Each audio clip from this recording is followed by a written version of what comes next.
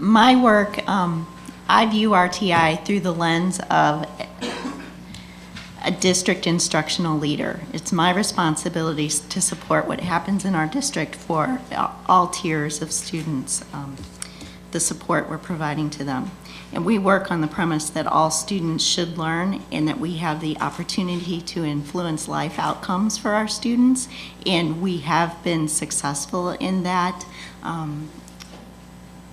I think maybe I'm kind of unique in that I support secondary reading, and I've been doing that for nearly 20 years now in one way or another. So I work with curriculum programs and staff development at the middle and high school level. Part of my responsibilities have been or are to facilitate the adoption process that we have for our reading programs, and we do provide grade level or above grade level instruction for our students at the middle school level with specific reading classes in addition to their language arts classes.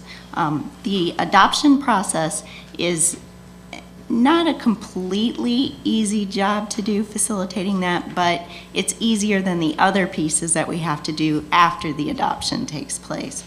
Part of our adoption processes, we train the teachers that are serving on these committees on our district data so that they clearly understand the needs of the students that we have in our district.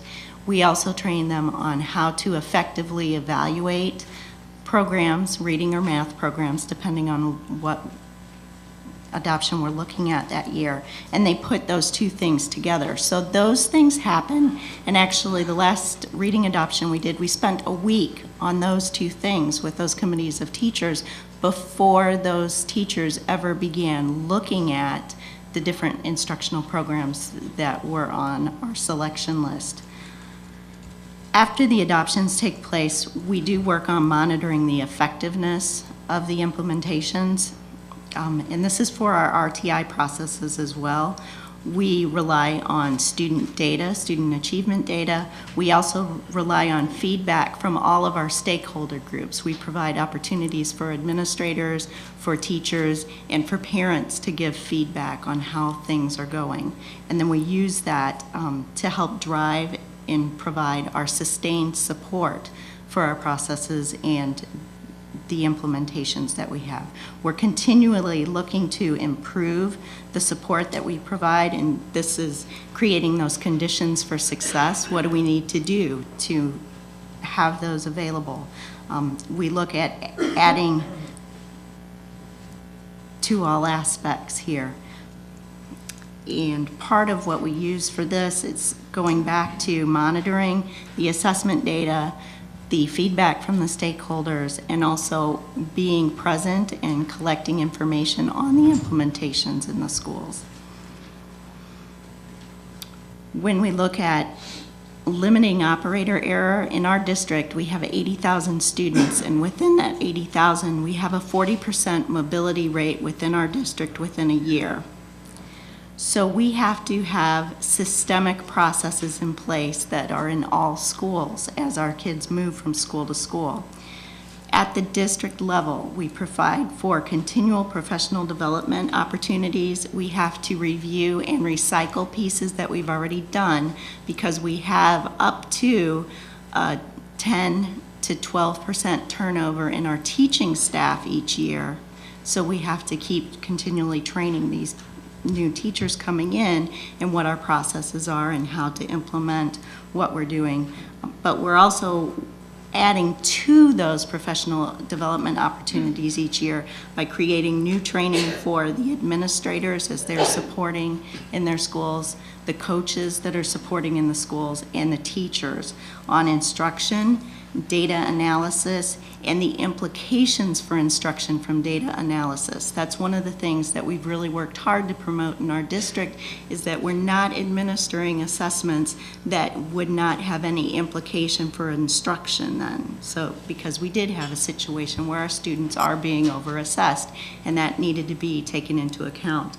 We look at how much time are the reading coaches spending on assessment versus actual instructional impact or modeling and coaching with what's happening in the classrooms with our students, and that's an important piece for us.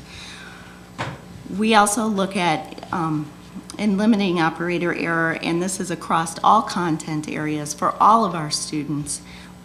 We look at minimizing the variance of instruction across the district. That's important with that 40% mobility rate. We have academic plans that we've designed at the district level that address the standards that teachers are to be teaching for each course. We have essential concept instructional guides that lay out processes for teaching the content. And then we also have common course exams that we've developed within our district to judge our effectiveness then on how are we teaching our academic plans, how well are we teaching our academic plans.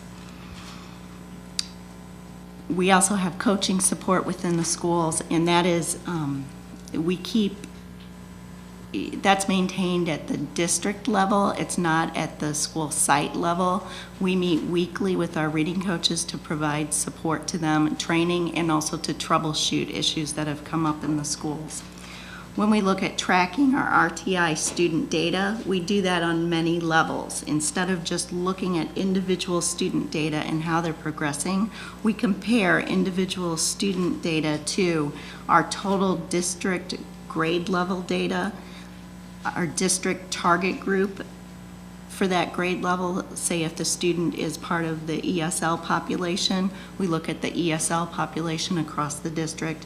We look at that grade level at the school, and we also look at that class at the school to see how is the student doing compared to those different groups to identify where is it that we need to put our resources or implement intervention differently.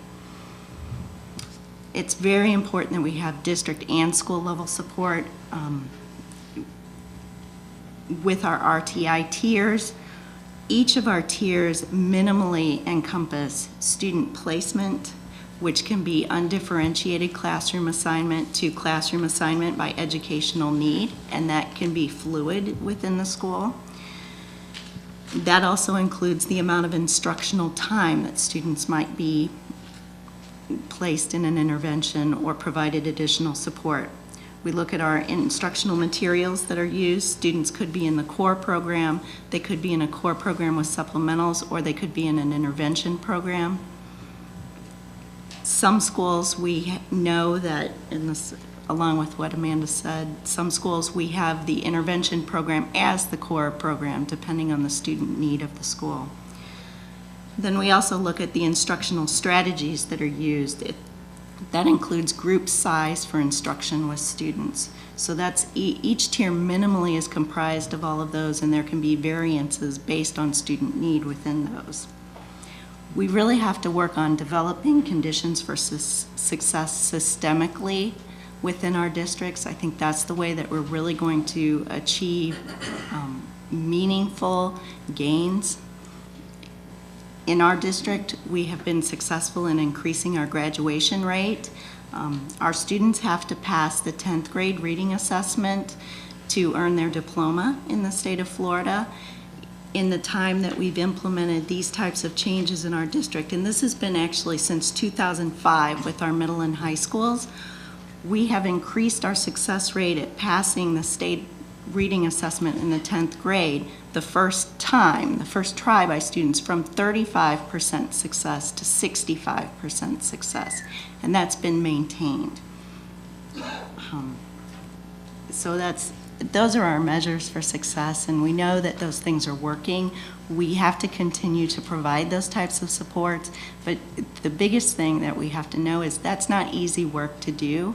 The changes that we've made in the instruction that we provide to students and how we work to provide that are things that were not familiar concepts for the majority of the secondary teachers that we've worked with. So it's really the systemic support that's provided. Bottom line, it has been the most important piece in our district.